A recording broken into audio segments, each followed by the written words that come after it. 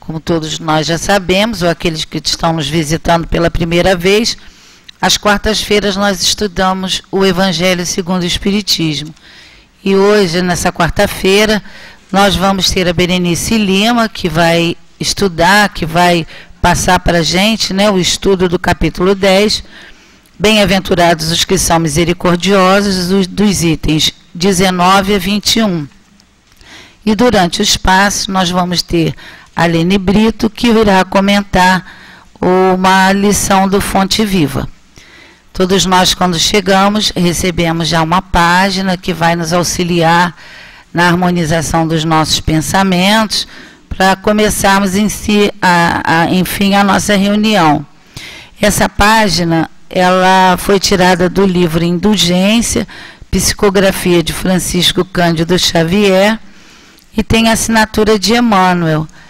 E o título dela é Fórmula do Progresso.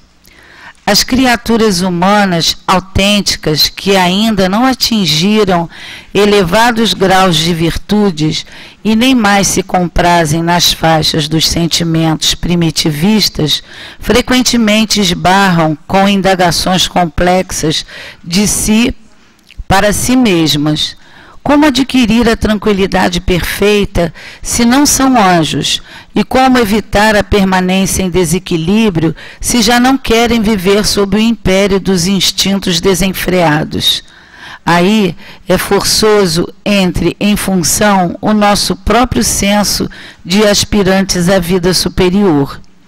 Não existe alma que não haja algum dia experimentado hesitações, deficiências, enganos ou faltas na escola. E toda elevação do aprendiz em qualquer educandário resulta de menos erros e mais acertos nas experiências e lições que lhe cabem a serem verificados em testes múltiplos que se sucedem uns aos outros. Nesse critério, não há motivo para qualquer de nós cair em desânimo ou adotar desistência no trabalho da ascensão espiritual. Hoje, teremos colaborado menos no serviço do bem. No entanto, reconhecendo isso, amanhã ser-nos-á possível fazer mais.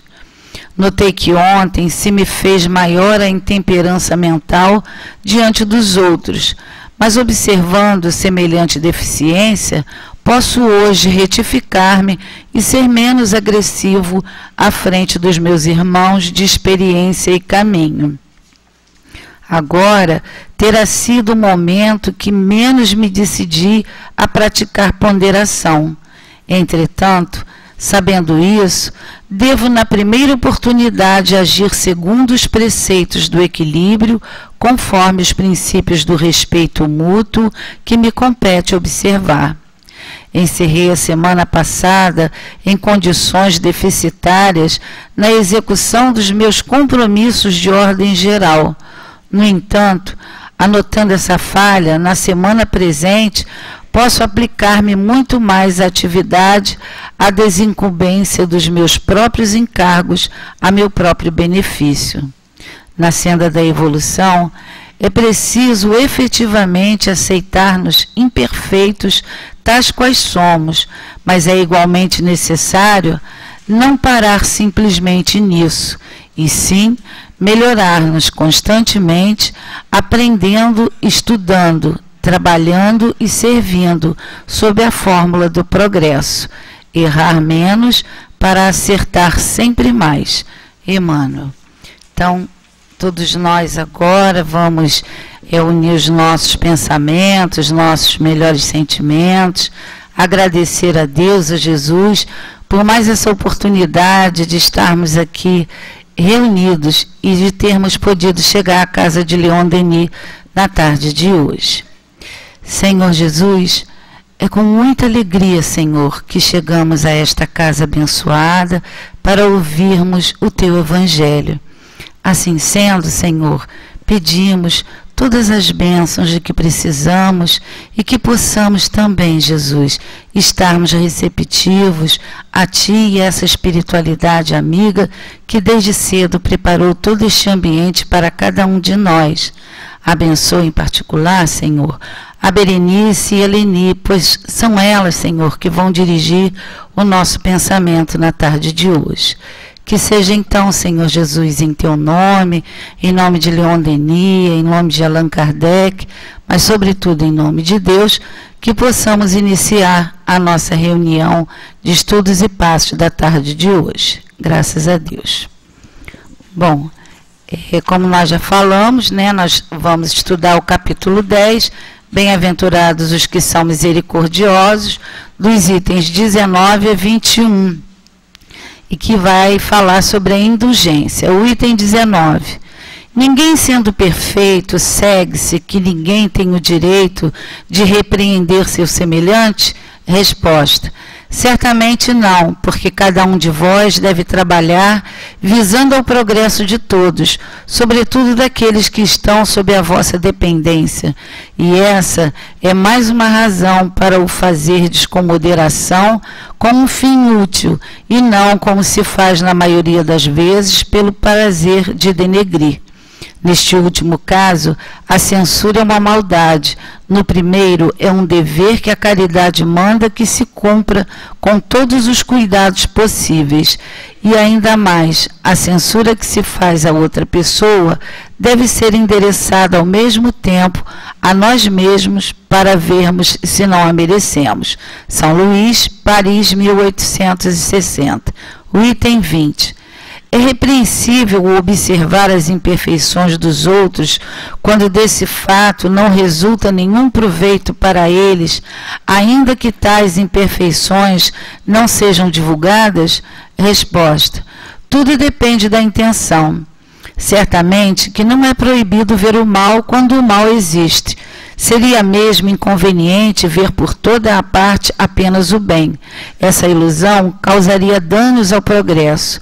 O erro consiste em fazer essa observação em detrimento do próximo, desacreditando-o perante a opinião pública sem necessidade.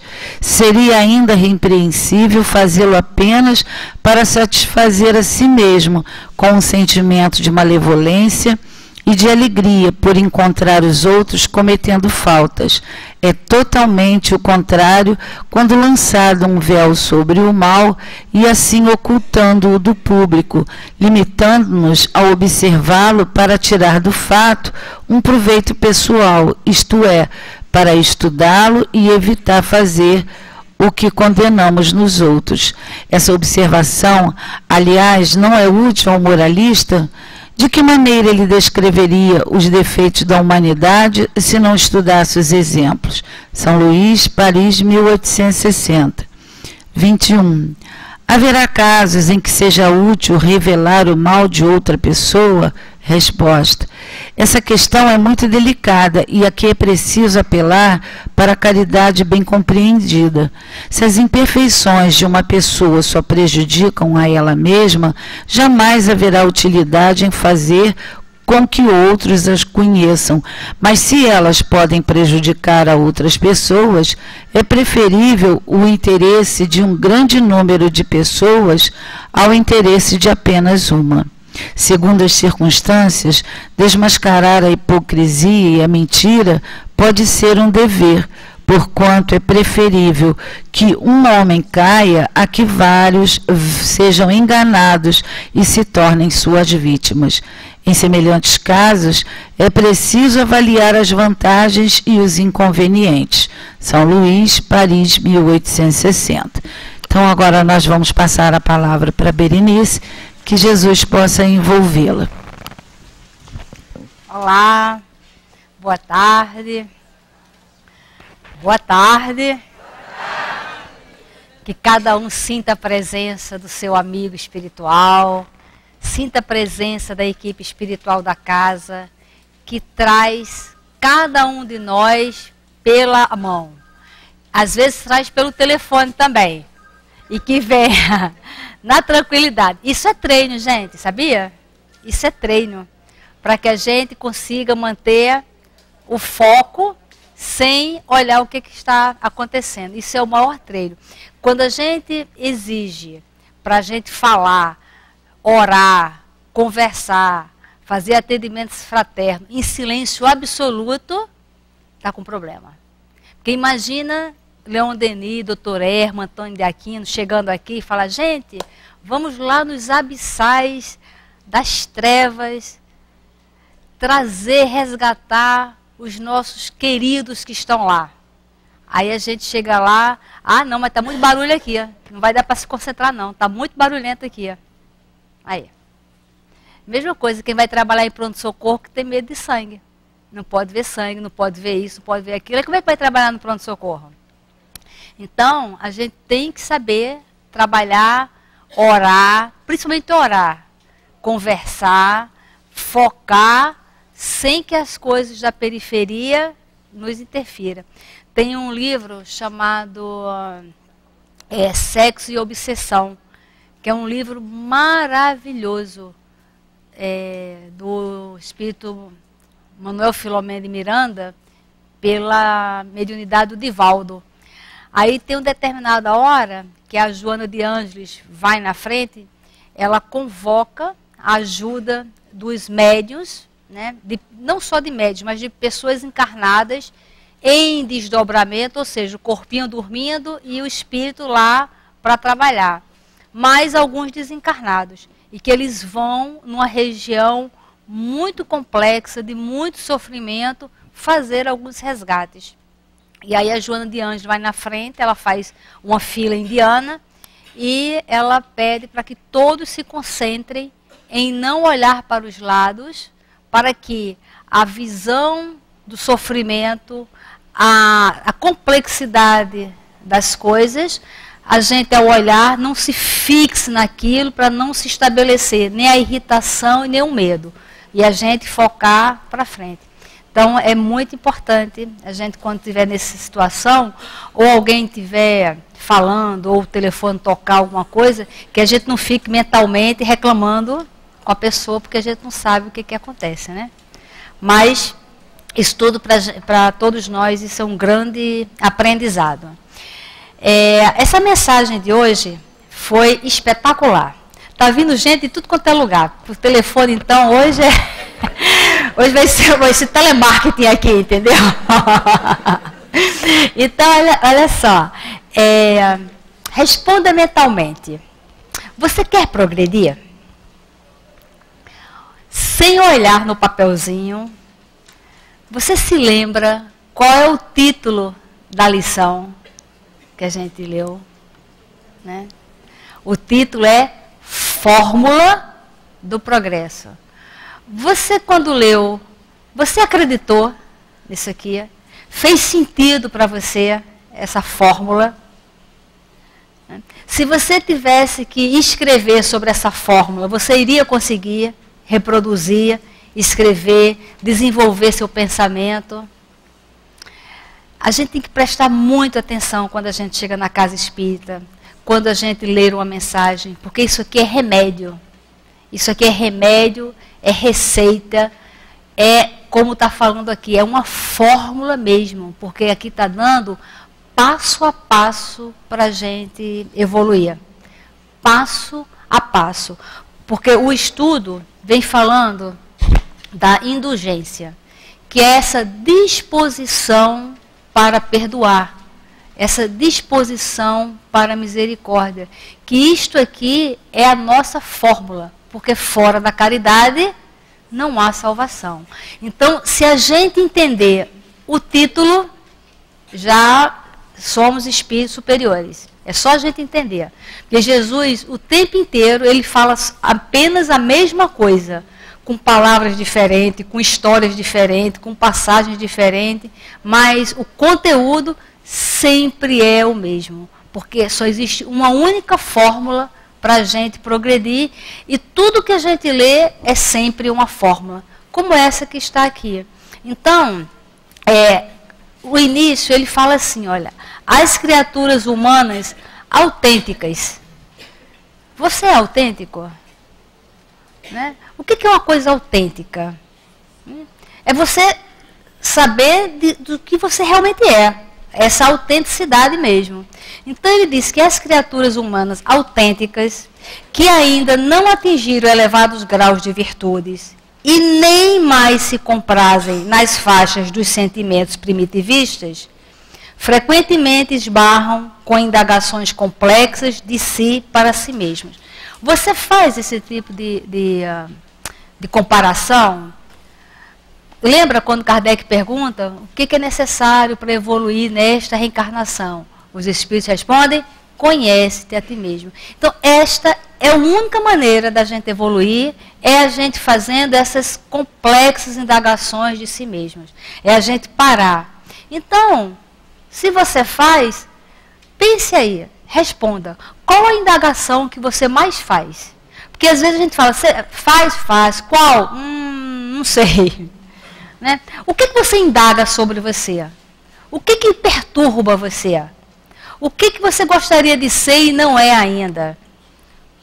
O que você conhece sobre você? Lembra do Paulo? Né, que ele falou o quê? O bem que eu quero fazer, eu não faço. E o mal que eu não quero fazer, este eu ainda faço. Então, ele indagou sobre ele, ele soube sobre ele, e ele tinha uma constatação sobre ele. Então, e você? Esse você também eu estou referindo para mim, tá? Porque quando a gente fica falando nós, fica tudo muito diluído. Só para a gente raciocinar, mas esse você, não é eu e você, não. Você, eu também estou me incluindo. Então, essa foi a do Paulo. E qual seria a sua? Seria a mesma do Paulo? Seria outra? Né? Dentro de você ser uma pessoa autêntica, ser única, qual a sua indagação, qual a encrenca que você acha que impede você avançar? O que te impede você saber sobre você mesmo? Porque se a gente não fizer isto, nós vamos estar estudando, vamos estar sabendo sobre tudo, mas só no nível do conhecimento. Aí vamos nos tornar acadêmicos da doutrina espírita, sabendo tudo da doutrina espírita, mas não sabendo sobre nós mesmos. A gente sabe sobre o outro, o defeito do outro, então, as dificuldades do outro, então, a gente sabe pra caramba, né? Mas, e a nossa? E aí, quando ele diz assim, ó, aí é forçoso entre, em função, o nosso próprio senso de aspirantes à vida superior. Pronto. Você é um aspirante à vida superior? A gente tem que saber. A gente tem que responder. E se a resposta for sim, o que você faz efetivamente pensando nessa aspiração à vida superior? Se enxergando na promoção espiritual. Se enxergando, como diz na minha terra, um cutícula. Com Leon Denis, com o Dr. Herman. O que você faz, assim, de fato? Olha, eu faço isto para adquirir isto aqui. Essas mensagens que nós vamos estudar do Evangelho, elas são do Espírito São Luís. Aqui no CELD fez esse brilhante livro que se chama Espíritos do Senhor, que eles conseguiram fazer a biografia de vários espíritos que deram mensagem no Evangelho, na doutrina espírita de um modo geral, na Revista Espírita, no Livro dos Médiuns, Céu e Inferno e por aí vai. A gente precisa conhecer estes espíritos através dessas biografias. Por quê? Quando a gente está com dor de estômago, a gente vai no dentista? Não. Quando a gente quer comprar um móvel, a gente vai no supermercado? Não. Então, diante do nosso desejo, diante da nossa aspiração, diante do nosso problema, a gente pensa aonde é que a gente vai encontrar aquilo ali. Esses espíritos, a gente também precisa saber sobre eles, porque, dependendo da nossa dificuldade, a gente vai procurando os espíritos que são afinizados com aquela situação nossa para pedir ajuda. E a gente vai crescendo, crescendo. É tanto que esses benfeitores, as mensagens, eles falam deles, das dificuldades que eles tiveram, de como eles superaram as dificuldades. A Joana de Ângeles escreve tanto sobre família, filhos, casamento, divórcio, essa convivência familiar complexa. Por quê? Porque ela, quando Joana de Cusa, ela teve uma vivência de alta complexidade familiar. E como ela se superou, ela compreendeu o Evangelho dentro daquela situação, e ela, na promoção dela, no objetivo, porque ela, quando Joana de Cusa, ela quis se melhorar, ela quis se conhecer, ela quis se projetar na elevação espiritual. E conseguiu, através da família, que era a coisa mais incômoda para ela. Então, todos os textos que ela vem falando de como ela superou. E se uma pessoa supera, porque qualquer um pode superar, né? Então, aí a gente vai procurando esses espíritos.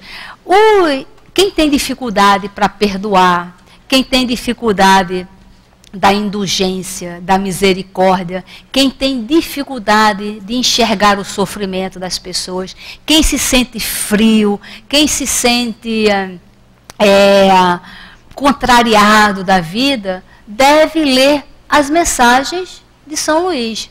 Por quê? Aí a gente vem nesse livro aqui para a gente conhecer um pouquinho de São Luís.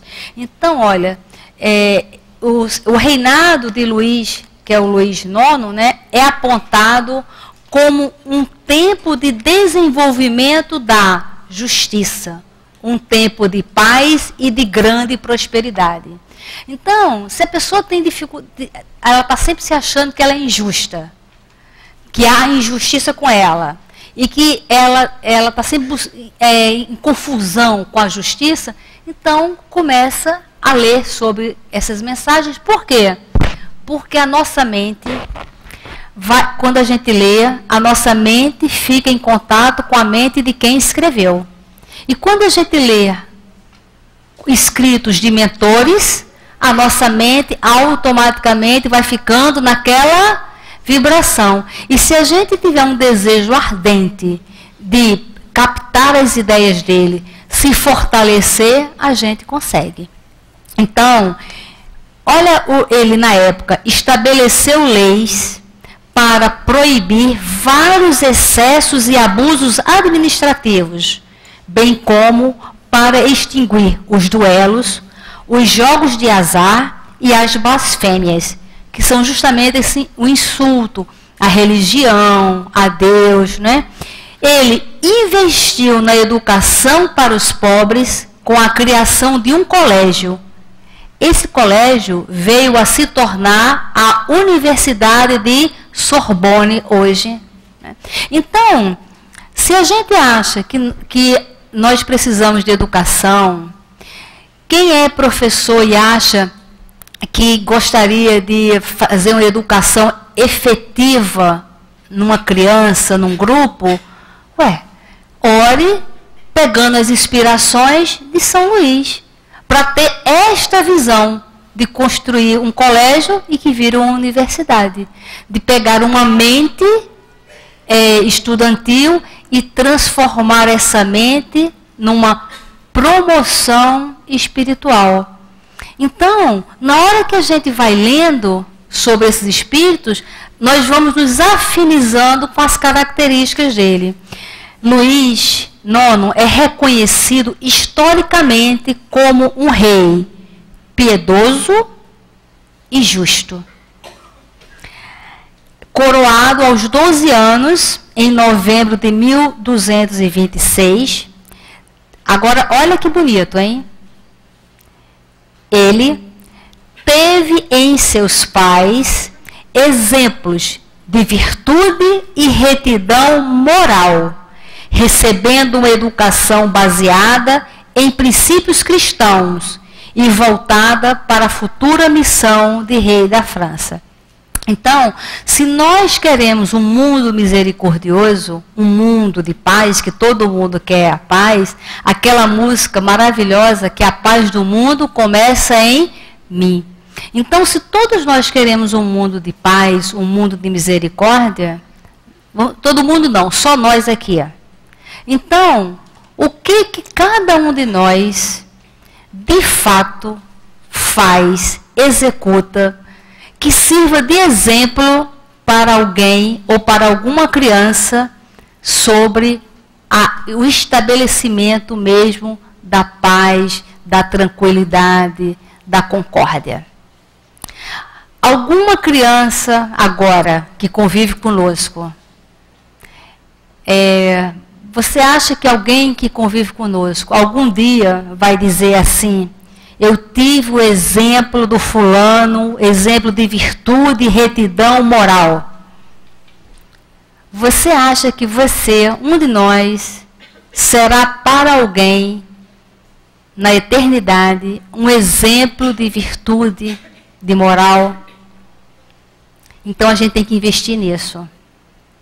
Se a gente quer morar num lugar melhor, todos nós vamos desencarnar. Se a gente quiser reencarnar numa família melhor, se a gente quiser reencarnar num mundo melhor, se nós não plantarmos agora esses exemplos autênticos de retidão moral, nós não vamos colher na próxima reencarnação. Então, isto tem que ficar muito claro para cada um de nós.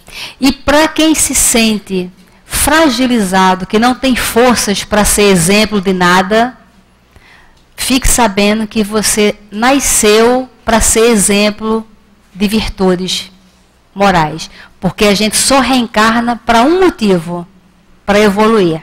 Só para isso. A gente só reencarna para evoluir. Só. E qualquer outra coisa é livre-arbítrio mal usado que a gente usa. Porque toda a nossa programação é de progresso e de sucesso. O que não acontece... Sucesso espiritual. De promoção, de futuro, visão de futuro e promoção espiritual. Quando não acontece, é exclusivamente por tomada de decisão individual. Então, a gente tem que entender sobre isso. Ele teve 11 filhos que receberam instrução cuidadosa e educação rica em valores morais. Rica em valores morais. No livro Sexo e Destino, tem o mentor, que é o Félix, e tem duas famílias no planejamento reencarnatório, duas famílias, uma do Flamengo, Copacabana, e outra do Grajaú. E essas famílias, o planejamento era os filhos se casarem, para essas famílias se unirem para ali progredirem. E no finalzinho do livro, o Félix, que é o mentor desse planejamento reencarnatório, e que o André Luiz descreve ele como um espírito bem graduado, né, com uma visão. Como é que a gente consegue avaliar uma graduação de um espírito? Por esse olhar misericordioso. Né? Esse olhar misericordioso não é um olhar de conivência, é de misericórdia. Ele entende.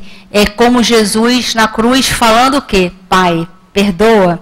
Eles não sabem o que fazem. Isto é compreensão. Né? E no final, o Félix vai reencarnar. Quando o Félix vai reencarnar, por que ele vai reencarnar? Porque tem uma pessoa desse grupo que está com muita dificuldade de sair daquela faixa de vibração que ele se encontra. E aí o mentorzão, né, vai reencarnar para resgatar essa pessoa.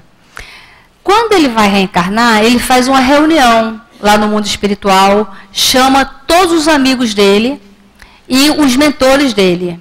e ele só faz um pedido. Ele só faz um pedido. Sabe o que ele pede?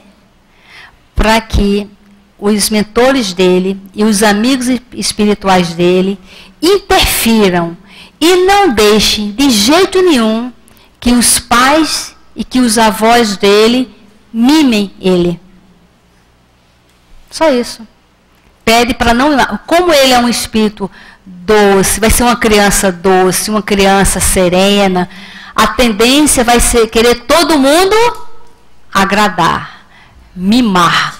E a única coisa que ele pede, não permita que meus pais e meus avós me mimem. Por quê? E que eles fiquem sempre nos valores morais.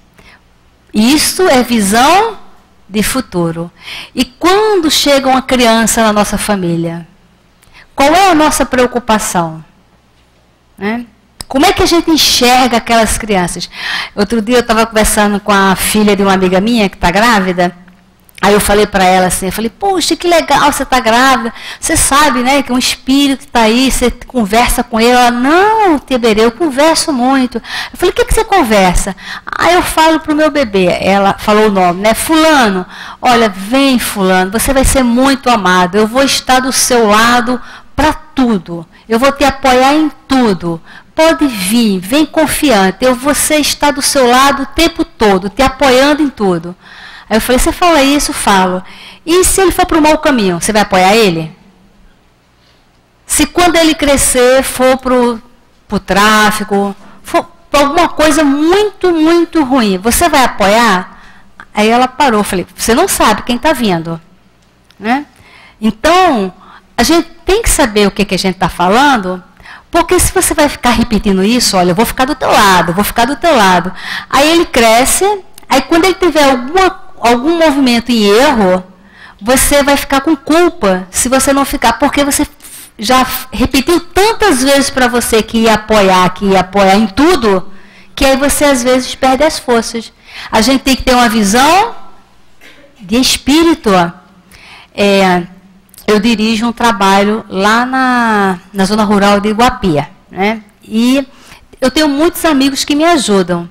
Então eu tenho amigos assim, da Justiça, da Polícia Federal, que eu ando muito na estrada. Então esses meus amigos falam assim, Berê, se tiver algum problema, você me liga a hora que for. Mas olha, me liga se você estiver certa. Se você estiver errada, não me liga. Agora, se você estiver certa, você me liga a hora que for. Pronto. E isto é uma ajuda. Então, olha, filhinho, vem. Eu vou estar do teu lado toda vez que você escolher o caminho certo, eu vou estar do teu lado te apoiando. O que você precisar para se desenvolver espiritualmente, no seu progresso espiritual, conta comigo. Agora, não conta comigo para nada errado. No livro Sexo e Obsessão, esse que eu falei do Manuel Filomeno de Miranda, tem um depoimento da mãe do Marquês de Sade. Né? O depoimento dela é muito triste. Ela, quando foi a mãe do Marquês de Sade, que ela acobertou todo o erro dele por orgulho de ser o filho dela e de ser preso. Né? Porque aqui, uma das perguntas que fala é se o mal de alguém ser divulgado. Então, ele era um camarada, ele tinha problemas, ele era um sociopata, ele tinha problemas seríssimos na área do sexo, é tanto que a palavra sadismo veio do nome dele, Sade. Isso é tudo contado também nesse livro. E a mãe dele sabia sobre isto, vários momentos houve denúncia, né?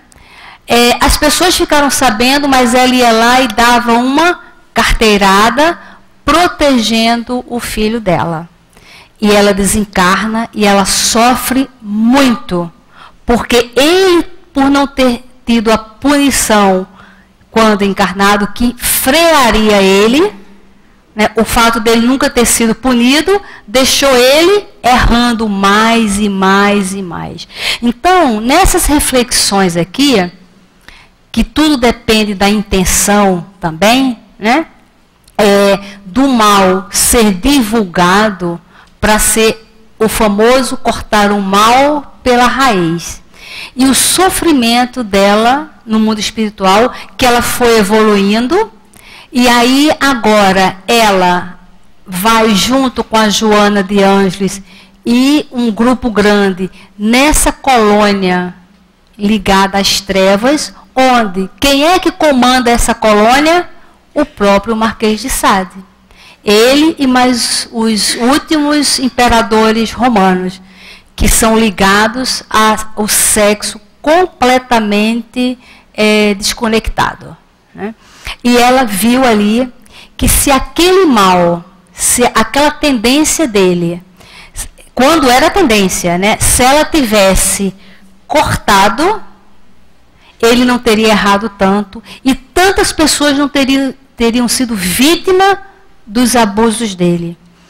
E para isso, a gente tem que ler esses livros para a gente ter a visão de espírito, para a gente não olhar para a nossa família de uma maneira de matéria.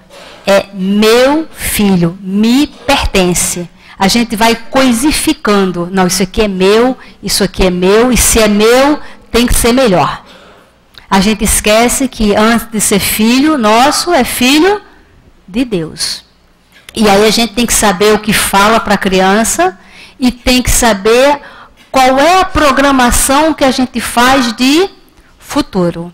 Porque senão a gente está numa reencarnação, tendo contato com a doutrina espírita, tendo essa imersão no mundo espiritual, e a gente vai sair conforme entramos, numa visão material do espírito. E a gente tem que aproveitar essa reencarnação. Tem, porque a gente não sabe se na próxima reencarnação a gente vai ter acesso à doutrina espírita. Porque se a gente tem acesso agora e a gente não está se movimentando dentro das orientações, quando a gente tem e a gente não aproveita, o que acontece? O que a lei divina age? Tira-se aquilo que não está sendo usado. Então, o que esses conhecimentos da doutrina espírita, de verdade, faz com que você ande firmemente, deseje firmemente, que tenha essa visão de futuro. Então, você veja que a referência de Luiz, que é um espírito bacana, mas ele tem uma referenciazinha lá nos pais. E o que ele fez? Reproduziu isso nos filhos. E muitas das vezes, nas nossas famílias, evangelização não é uma prioridade. O balé, a natação, a aula de inglês, o colégio. Vamos pensar sobre isso. Porque na hora H mesmo, não vai ser o balé que vai fazer a dança diferente. Não vai ser o inglês que vai fazer a fala diferente. Vai ser apenas o entendimento. E evangelização, gente, ela não pode ser uma vez por semana. A aula de inglês você pode botar 2, 3 vezes. E quando se bota uma criança na aula de inglês, nunca se bota uma vez por semana. Porque a gente fala o quê? Que uma vez por semana não vai servir. Natação, raro. Você bota uma vez por semana. Você bota várias vezes porque você quer ver o desenvolvimento. E por que na hora da evangelização e no culto do lar é uma vez por semana? Cada um tem que perceber qual é o valor de fato que está dando para as práticas dentro de casa. As práticas morais de dentro de casa. E aí, ele fala aqui, ó, pela sua história de vida e comportamento exemplar de virtudes cristãs, ele foi canonizado pela Igreja Católica em 1297. passando a ser conhecido como São Luís, com participação importante na tarefa de implantação do Consolador Prometido, em conjunto com outros espíritos elevados, assina a mensagem espiritual reproduzida por Allan Kardec em Prolegômenos, em O Livro dos Espíritos. São Luís foi presidente espiritual do primeiro centro espírita, a Sociedade Parisiense de Estudos Espíritas. Esteve sempre presente no auxílio a Kardec e aos seus colaboradores. Palavras dele: como presidente espiritual da Sociedade de Paris, velo por ela e por cada um de seus membros em particular, rogando ao Senhor que espalhe sobre vós todas suas graças e suas bênçãos. Ele manifestava-se por intermédio de diferentes médios, em especial Hermance Dufour. E São Luís divide com Santo Agostinho a autoria da resposta da questão 495 do Livro dos Espíritos, com palavras consoladoras sobre a relação entre espíritos protetores e seus protegidos. Palavras dele: onde quer que estejais, o Espírito protetor estará convosco. Os cárceres, os hospitais, os lugares de devassidão, a solidão, nada vos separa desse amigo. Olha o que ele afirma: o bem reinará na terra quando as pessoas, os bons, superarem os maus. Então, eles aí farão reinar o amor e a justiça, que são a fonte do bem e da felicidade.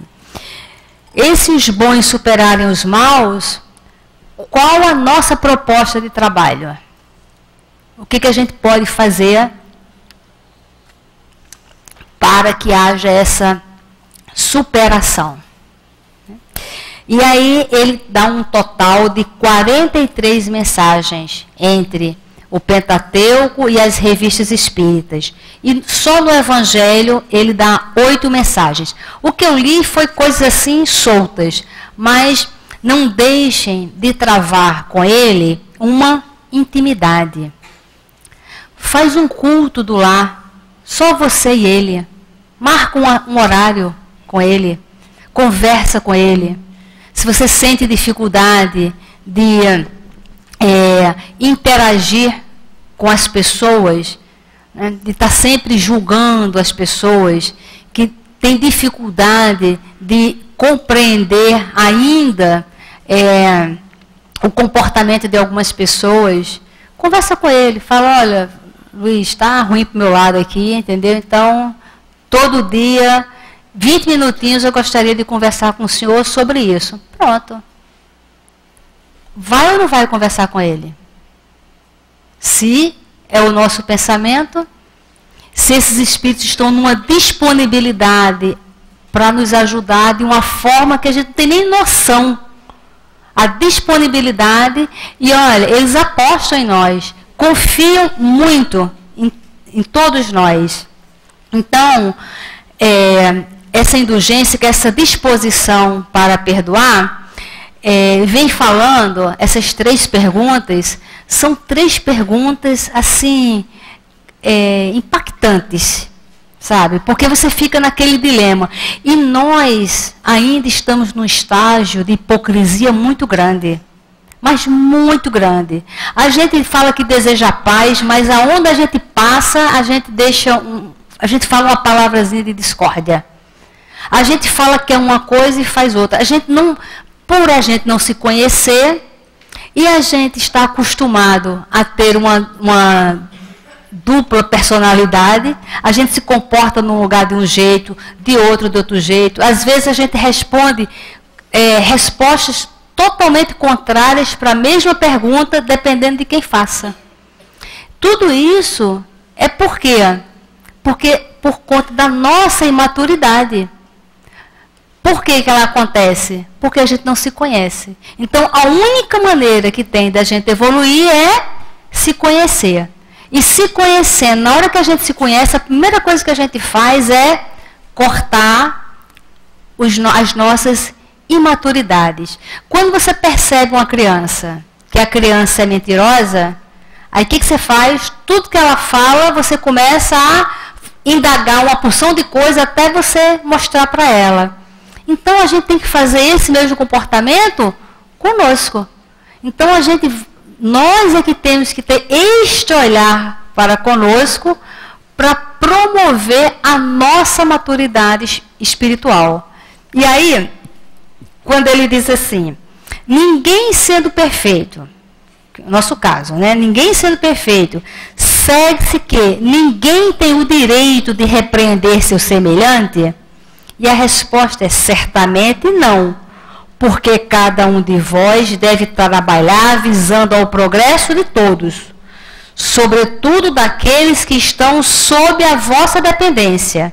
E essa é mais uma razão para o fazerdes com moderação, com um fim útil, e não como se faz na maioria das vezes pelo prazer de denegrir. Então, nós temos que entender esse prazer de denegrir, porque às vezes, o que acontece? Às vezes acontece uma situação, aí eu tenho um problema com ela, mas aí eu não falo para ela.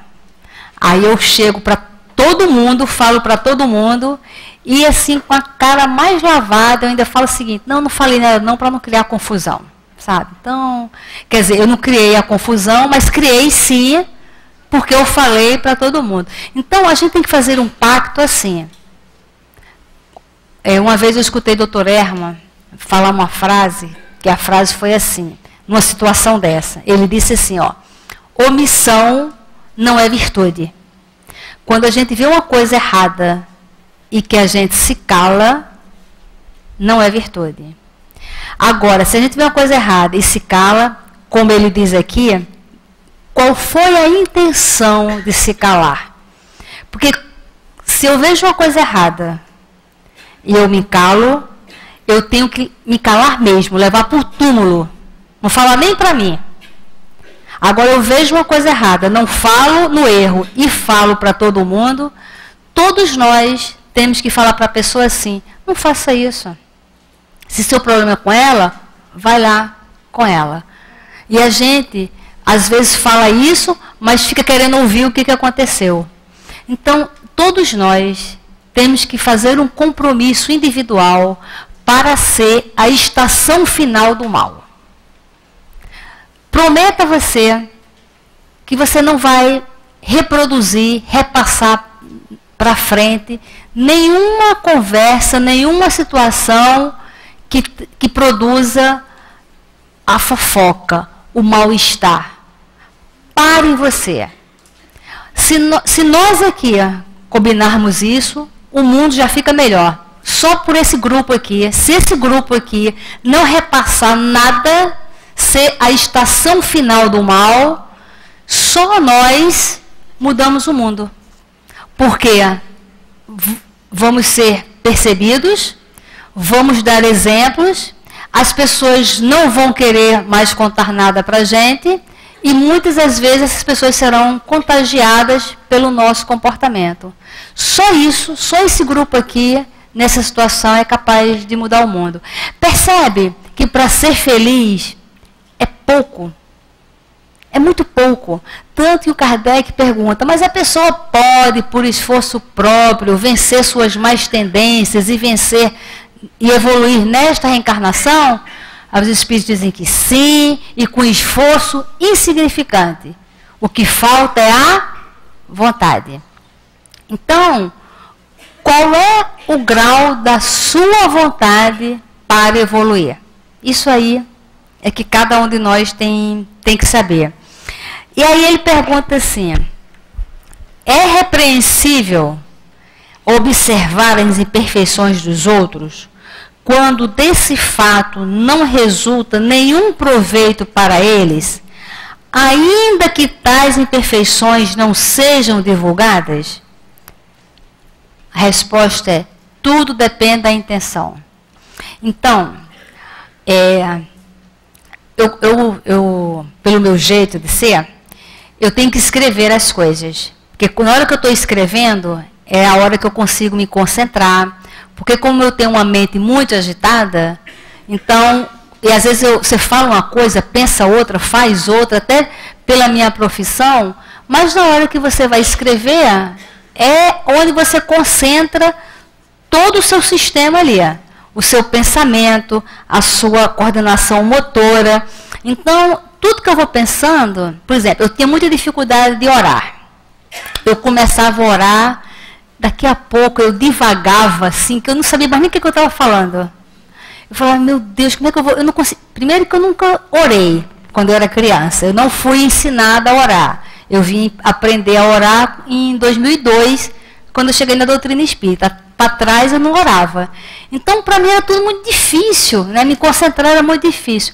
Como é que eu descobri a minha concentração de orar? Então, eu começava a escrever. Então, ia orar. Aí eu sentava, pegava um papel, aí eu começava a ditar, né? Para eu ouvir. Então, eu ditava a minha prece e ia escrevendo. Aí, quando eu acabava, eu lia tudo, lia mais uma vez, aí pronto, aí rasgava aquilo ali. Aí eu comecei a me concentrar. Então, foi assim que eu consegui me concentrar. Quando eu quero, às vezes, conversar com o mentor e que eu estou com a mente muito agitada, eu faço a mesma coisa. Aí eu sento, é como se eu estivesse escrevendo uma carta. Né? Eu quero, às vezes, conversar com o Dr. Erma, com o Altivo, com Jesus, porque eu também só vou logo lá para cima. Né? Aí eu começo a falar, às vezes eu falo, olha, querido Jesus, está muito difícil hoje. Você poderia me ajudar assim, assim? Como se eu estivesse escrevendo para um grande amigo. Gente, eu vou me concentrando tanto que às vezes aqui do meu centro coronário, olha, começa a vibrar fisicamente. Por quê? Porque eu estou completamente imersa naquilo ali. Então, eu só consigo dessa maneira porque a minha mente é muito, muito agitada. Então, toda vez quando a gente for fazer alguma coisa, faz uma listinha, assim, qual é a minha verdadeira intenção? Principalmente quando a gente fala assim, eu não fiz por mal. Às vezes a gente dá uma alfinetada na pessoa só de olhar. Aí cria uma confusão na família toda. Aí as pessoas vêm em cima da gente. A gente fala, mas eu não fiz nada, eu nem abri a boca. Não abriu a boca, né? Mas o perispírito, você fez de tudo, né? Você honrou. Né? Então, aí senta e fala assim, qual foi a minha intenção? E bota lá, o número 1, foi intenção de alfinetar mesmo. Quis perturbar mesmo. Quis me fingir, depois dizer que não foi nada demais. Porque se a gente não fizer isso, a gente vai ter dificuldade de se conhecer. E qual é a única maneira de evoluir? Se conhecendo. E a gente só pode se conhecer se a gente souber de verdade a intenção. Porque nós somos tão mirabolantes que a gente consegue mentir para a gente mesmo. E a gente acredita na mentira que a gente faz. Olha que incrível. E depois a gente fala que não sabe sobre aquilo que a gente mentiu para a gente, que a gente acreditou que a gente não faz. Só que quando chega no mundo espiritual, não dá para papear. Não, aí não dá. Não é melhor a gente aprender agora, antes de desencarnar? Eu tinha um chefe que na mesa dele, ele era muito rígido, e na mesa dele tinha uma madeira que estava escrita assim, não me venha com surpresas, o surpreendido poderá ser você. Então, todo mundo, quando ia entrar na sala dele, se lembrava disso, entendeu? Então, não vem com explicação fajuta, porque depois você vai sair com um problema muito maior na tua mão. Né? Então, a gente realmente tem que saber, tudo depende da intenção. Certamente que não é proibido ver o mal quando o mal existe. Olha, no Livro dos Espíritos, tem um tema lá sobre o bem e o mal. Sabe quantas perguntas o Allan Kardec fez sobre o bem e o mal? 18. 18 perguntas que o Kardec fez sobre o bem e o mal. Pensa aí você sabe distinguir o bem do mal? Kardec fez 18 perguntas. E uma das perguntas, sabe qual foi? Como é que a gente faz para distinguir o bem do mal? Está lá. Leia lá a resposta. Como é que a gente faz para distinguir o bem do mal? Porque nós nos enrolamos tanto que a gente se confunde. A gente se confunde do bem e do mal. Por quê? Porque para a gente o bem, a justiça ainda é o que nos convém. Foi conveniente para a gente, é o bem, é justo. Não foi, né? Tem uma lenda lá da minha terra, que foi um camarada, um paulista, muito, muito, muito rico, foi lá para a minha terra. E ele chegou lá e chamou o Matuto e falou: Matuto, tem briga de galo aqui? Tem rinha? Aí o Matuto falou: tem. Me leva lá. Aí levou, aí tinha 2 galos, um preto e um vermelho. Aí ele falou assim: Matuto, eu quero ganhar muito dinheiro aqui. Me diga uma coisa, qual é o galo bom mesmo? Aí ele falou: bom mesmo é o pretinho. Pretinho é bom mesmo. É mesmo bom? É, muito bom. Aí ele, 100 mil reais, apostou no galo preto. Começou a briga, o galo vermelho entrou, arrancou olho, espora, pena, trucidou o galo preto. O paulista: Matuto, você não falou que era bom? É bom.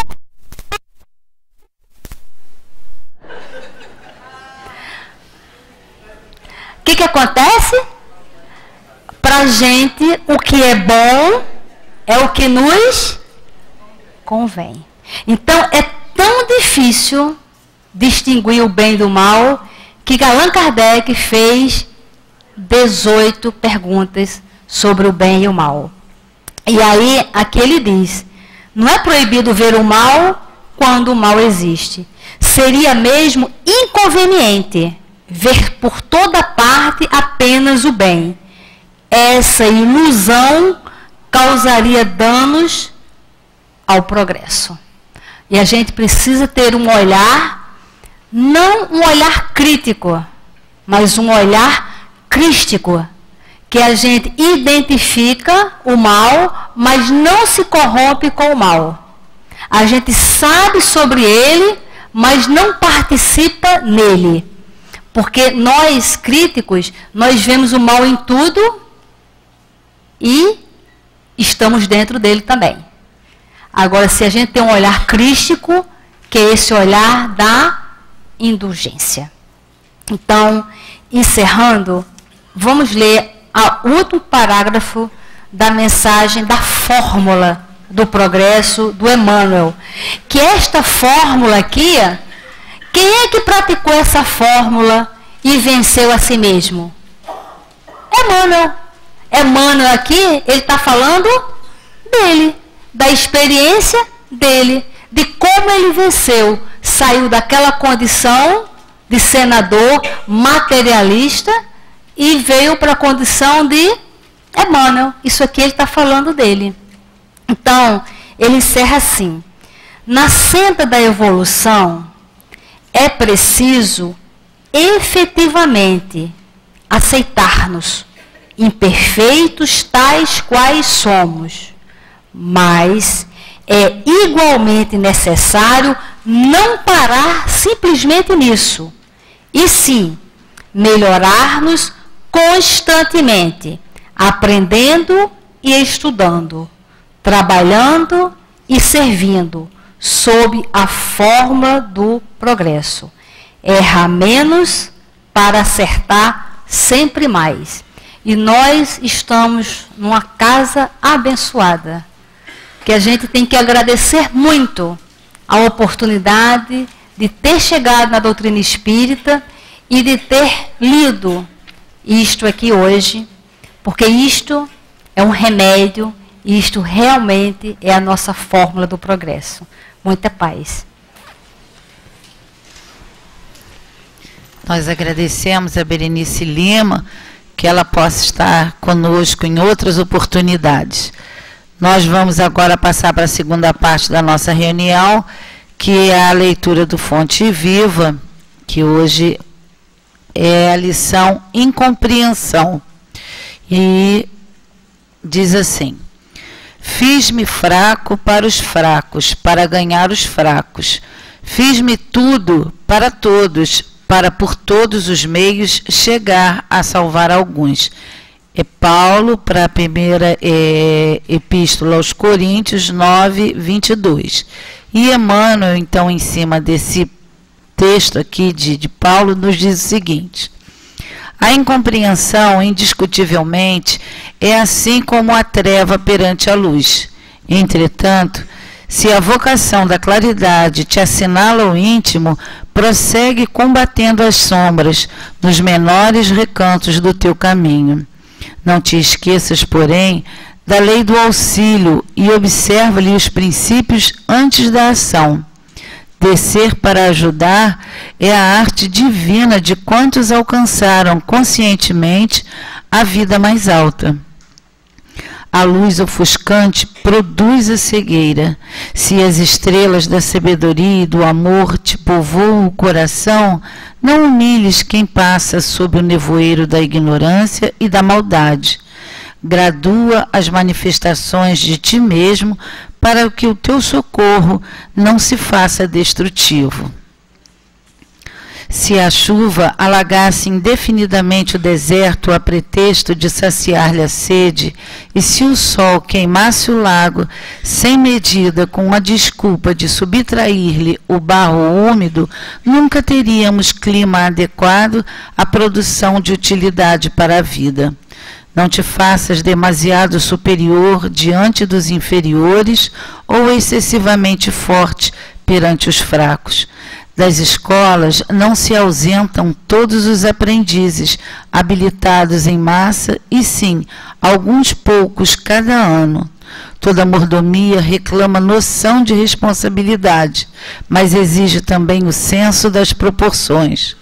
Conserva a energia construtiva do exemplo respeitável, mas não ouvides que a ciência de ensinar só triunfa integralmente no orientador que sabe amparar, esperar e repetir. Não clames, pois, contra a incompreensão, usando inquietude e desencanto, vinagre e fel. Há méritos celestiais naquele que desce ao pântano sem contaminar-se, na tarefa de salvação e reajustamento. O bolo de matéria densa reveste-se de lodo quando arremessado ao poço lamacento.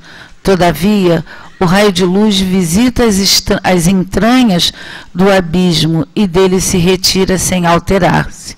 Que seria de nós se Jesus não houvesse apagado a própria claridade, fazendo-se a semelhança de nossa fraqueza para que testemunhássemos a missão redentora? Aprendamos com ele a descer, auxiliando sem prejuízo de nós mesmos. E, nesse sentido, não podemos esquecer a expressiva declaração de Paulo de Tarso, quando afirma que, para a vitória do bem, se fez fraco para os fracos, fazendo-se de tudo para todos, a fim de, por todos os meios, chegar a erguer alguns. Nós, então, vamos pedir agora aos companheiros médiuns que se levantem e que, de acordo com a orientação, vão assim se posicionando. Nós outros vamos continuar com o nosso pensamento no estudo do Evangelho, no estudo que a Berenice trouxe para a gente, fazendo assim as nossas reflexões, as nossas indagações, sem deixar que o nosso pensamento voe, né? Vamos pensar também naqueles que por algum motivo não puderam também estar aqui conosco, participando desse estudo do Evangelho que nos ajuda, nos esclarece, nos orienta e que, acima de tudo, estamos em contato com essa espiritualidade amiga. Vamos, então, aguardar então o sinal para o início do nosso passe.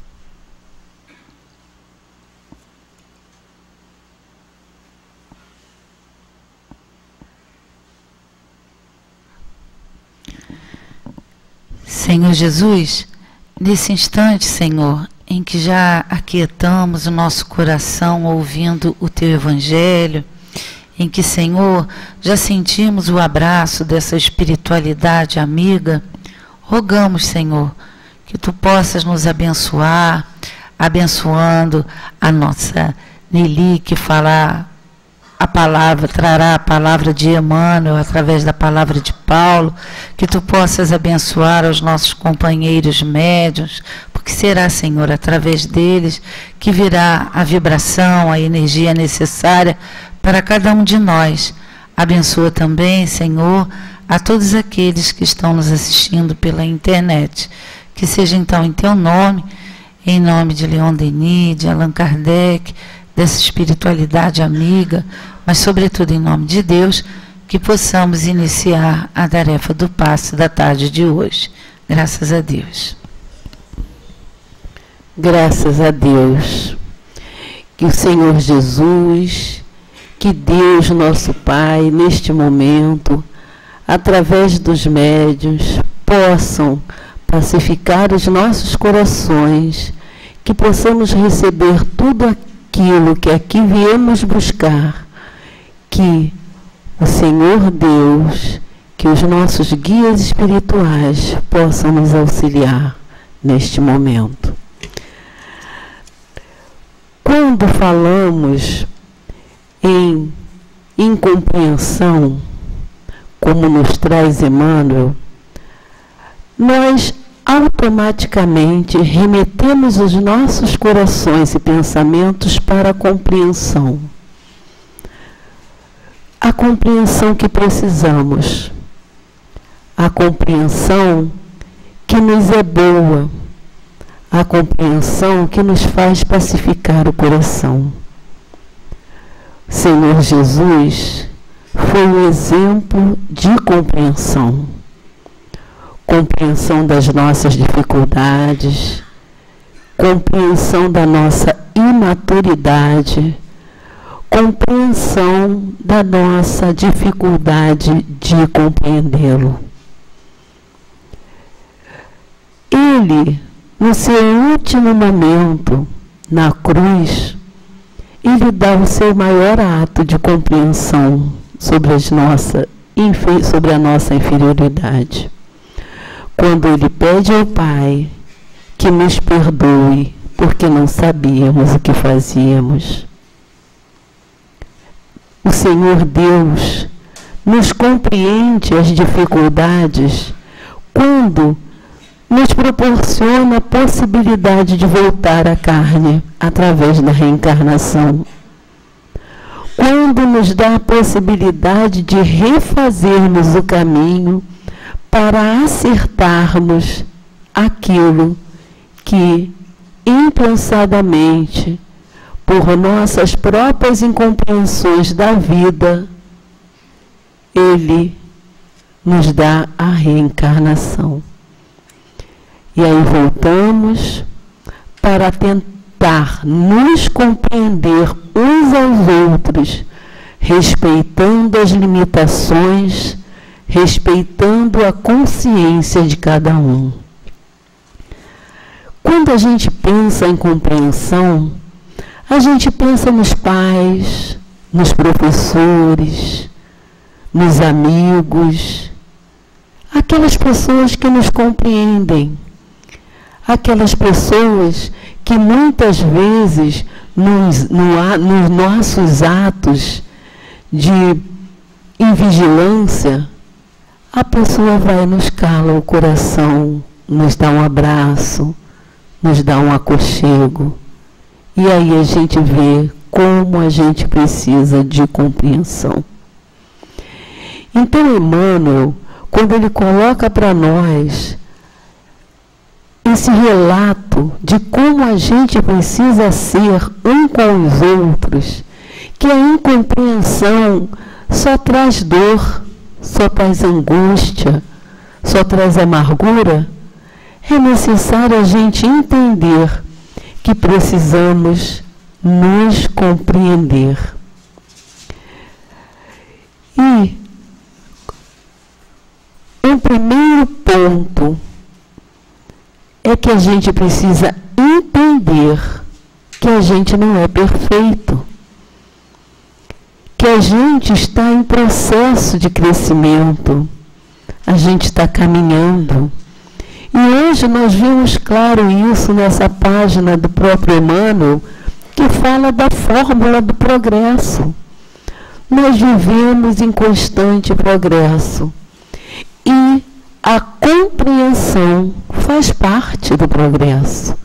A incompreensão faz parte dos enganos. Nós precisamos compreender aqueles que vivem conosco. Nos vermos como irmãos, compreender a própria vida, compreender o processo pelo qual estamos passando e acreditar, orarmos mais, orarmos juntos, orarmos uns pelos outros, porque todos nós precisamos de compreensão. Portanto, meus irmãos, diante de todo esse mundo que estamos atualmente vivendo no nosso dia a dia, nós vemos quanta incompreensão que não nos leva a lugar nenhum.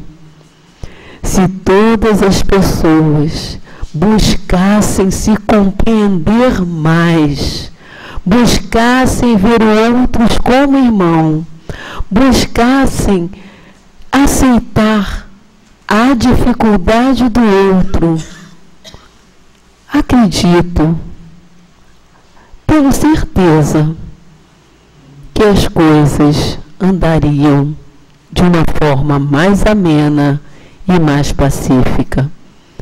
Porque o que Deus quer de cada um de nós é que sejamos pacíficos. Bem-aventurados os pacíficos, porque herdarão a terra. Bem-aventurado aqueles que buscam compreender o seu irmão, porque viverá melhor. Que Deus nos abençoe e que Deus possa nos fortalecer os propósitos do amor e da paz. Graças a Deus. Senhor Jesus, nesse instante, nós só podemos te dizer um muito obrigado, Senhor, pela tarde com o teu Evangelho, pela tarde com você, com essa espiritualidade tão amiga, que sempre sabemos está assim de braços abertos a nos receber, a nos orientar, a nos intuir. Enfim, Senhor, quanto proveito nessa tarde que tivemos ao chegar aqui à casa de Leon Denis. Que ao sairmos daqui, Senhor, possamos levar também um pouco do que recebemos na tarde de hoje a todos aqueles a quem vamos encontrar pelo caminho. Abençoa a nossa casa, Senhor. Abençoa os nossos dirigentes. Que seja então em teu nome, em nome de Leon Denis, em nome de Allan Kardec, mas sobretudo em nome de Deus, que possamos encerrar a nossa reunião de estudos e passes da tarde de hoje. Que possamos ir em paz, na graça de Deus.